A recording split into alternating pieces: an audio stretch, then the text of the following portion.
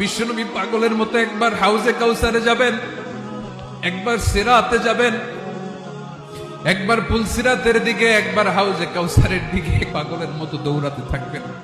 তার কোন গুনাহগার উম্মত যাতে জাহান্নামে ঢুকে না যায়, সেদিন কেউ সুপারিশ করতে পারবে না বিশ্বনবী ছাড়া। এজন্য ৫ নম্বর আল্লাহ বললেন, মান যাল্লাযী ইয়াশফাউ ইনদাহু ইল্লা বিইযনিহি।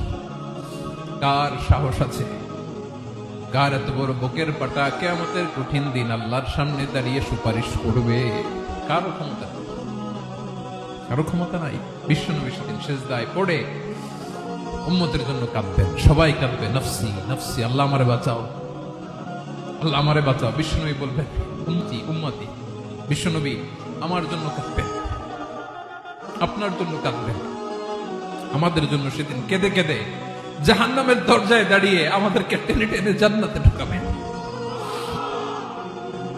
এজন্য এই বিশ্বনবীর ভালোবাসা যেন আমাদের হৃদয়ে ভরপুর থাকে। আমার ভাইয়েরা, প্রতি শুক্রবার বিশ্বনবীর উপরে বেশি বেশি যেন আমরা দুরূদ পড়ি। আমরা যখন বিশ্বনবীর সালাম দেই, দুরূদ পড়ি,